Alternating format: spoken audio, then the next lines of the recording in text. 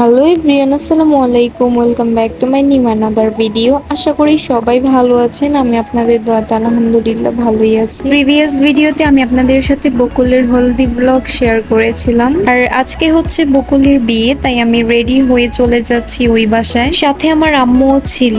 আমরা বাসা থেকে 2টার আগে বের হয়ে গিয়েছিলাম, আর সবাইকে বলেছিলাম যে 2টার আগে যেতে, মানে আমাদের ফ্রেন্ড সার্কেল যারা ছিল তাদের বলেছিলাম। এমনিতে আমরা আরো একটু পরেই বের হতাম, কিন্তু আমার আরো একটা প্রোগ্রাম ছিল, তাই আমি সবাইকে বলেছিলাম একটু আগে আগেই আসতে, না হলে আমি একটু থাকতে পারবো না। এসে দেখি আমার যে ছেলে ফ্রেন্ডরা ছিল তারা হচ্ছে আমাদের পুরোনো বাড়ির সামনে দাঁড়িয়ে আছে, ওমরের জন্য ওয়েট করছিল। আর একটু পরেই দেখতে পেলাম এক পাল ছাগলের সাথে ওমরও চলে এসেছে।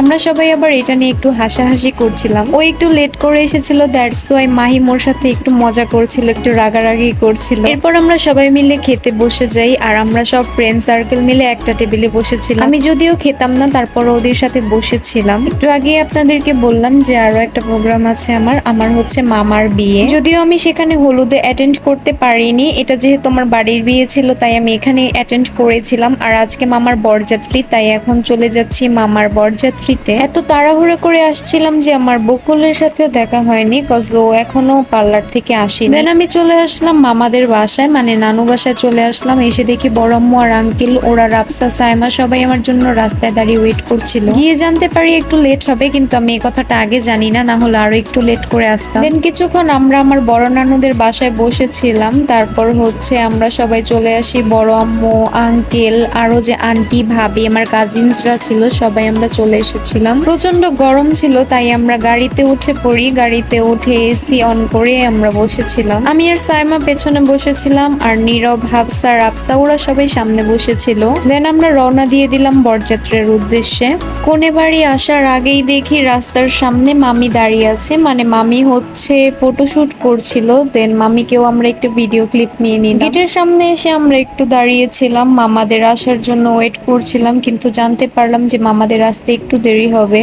আর আপনাদের অনেকের মনেই প্রশ্ন থাকতে পারে যে এত আগে বরযাত্রা কেন। সেটার কারণ হচ্ছে মামা যে এলাকায় বিয়ে করছে সেই এলাকায় নাকি বরযাত্রা আগেই আসে, সেই জন্য আমরাও আগেই চলে এসেছিলাম। দেন আমরা সবাই খেতে বসে পড়ি, কারণ আমাদের প্রচুর ক্ষুধা লেগেছিল। খেতে খেতে কিছুক্ষণ পরে দেখলাম ওনারা ডাল আর ভাত নিয়ে এসেছে, যেটা আমার কাছে অনেক ইন্টারেস্টিং লেগেছে। শুনলাম ওনাদের নাকি এটা রিচুয়াল। কার কার এলাকায় এরকম বিয়ে বাড়িতে খাবারের পরে ডাল আর ভাত দেওয়া হয় অবশ্যই কমেন্ট করে কিন্তু বলবেন। আমি লাইফে ফার্স্ট টাইম দেখলাম, তবে আমার কাছে ব্যাপারটা ভালোই লেগেছিল। এক একটা এলাকার রিচুয়াল এক এক রকম। আর এইদিকে হচ্ছে আমি আমার কাজিন নীরবকে একটু ভিডিও করছিলাম, কারণ সবাই খেয়ে দিয়ে ওর এখানে হচ্ছে চাপা দিয়েছে, মানে সবাই খেয়েছে ঠিকই, খেয়ে খেয়ে বেচারার এইখানে রেখে দিয়েছে জমিয়ে। আমরা সবাই আবার এটা নিয়ে একটু মজা করছিলাম। দেন আমাদের খাওয়া দাওয়া শেষ হওয়ার পর আমরা রাস্তায় চলে যাই। যাওয়ার পর দেখি মামা চলে এসেছে। তারপর হচ্ছে এখানে আসল মজার পালা। এই বাড়িতে বরযাত্রী আসলে গেট ধরা, জামাইয়ের জুতা চুরি করা, দেন হচ্ছে শরবত, হাত ধোয়ানি, এগুলোতেই হচ্ছে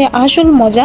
মানে এটা অনলি মেয়ে পক্ষের। ওইদিকে গেট ক্রসের প্রসেসিং চলছিল, আর আমরা এইদিকে দাঁড়িয়ে দাঁড়িয়ে ভিডিও করছিলাম। যেহেতু সামনে প্রচুর গ্যাদারিং ছিল তাই আর সামনে যাচ্ছিলাম না, জাস্ট পেছন থেকে দাঁড়িয়ে দাঁড়িয়ে দেখছিলাম। আর এখানে হচ্ছে আমার হাতে একটা গুপ্তধন ছিল, সেটা রক্ষা করছিলাম।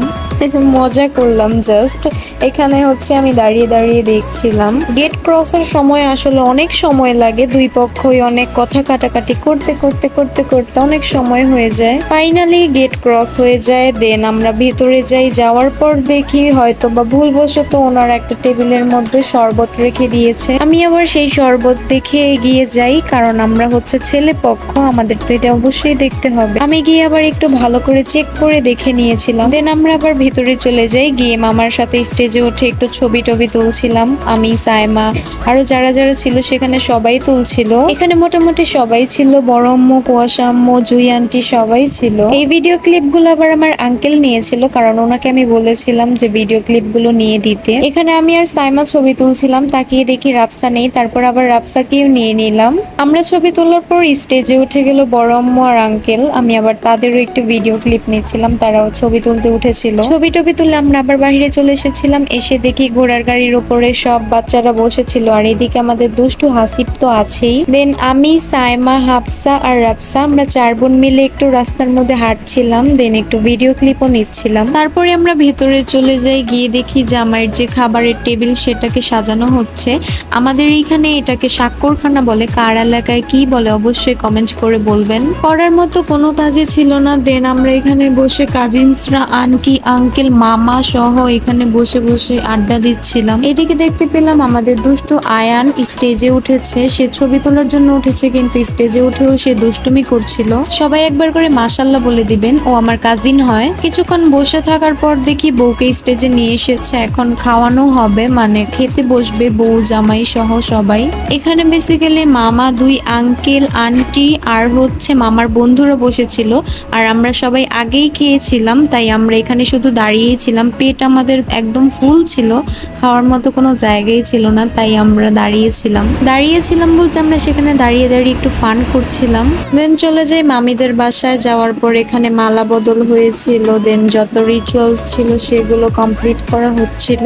মামির মা এসেছিল, এসে মিষ্টি খাইয়ে দিচ্ছিল বউ আর বর দুইজনকেই। এটা নাকি রিচুয়ালস, আসলে বিয়ের মধ্যে অনেক রিচুয়ালসই থাকে যেগুলো আমরা জানি না। দেন হচ্ছে বিদায়ের পালা, এখানে বিদায় দিচ্ছিল।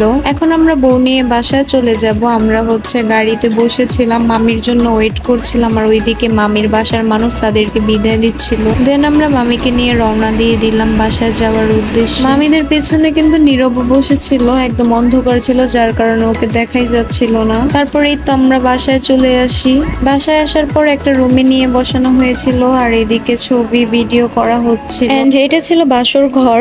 আমি এখান দিয়ে যাচ্ছিলাম, দেখলাম ওনারা একটু ভিডিও করছিল, তাই আমিও এখানে একটু ভিডিও ক্লিপ নিয়ে নিলাম। দেন আমরা চলে গেলাম ফটোশুট করার জন্য রাজবাড়ি গার্ডেন পার্কে। যদিও পার্ক 8টা বাজে বন্ধ হয়ে যায়, বাট আমরা তো বাড়ির মানুষই, তাই কোনো প্রবলেম হয়নি। এদিকে জুই আন্টি আমাদের সবাইকে আইসক্রিম খাওয়াচ্ছিল, তারপর আমি এখানে দোলনায় দোল খাচ্ছিলাম। এই সাইডে একটা লাইটও ছিল না, প্রচুর অন্ধকার ছিল, যার কারণে একদমই ভিডিওতে দেখা যাচ্ছিল না ভালো করে। আর আমি তো পার্কে আসলে অলওয়েজ বাচ্চাদের রাইড গুলো এনজয় করি, আমার কাছে ভালোই লাগে।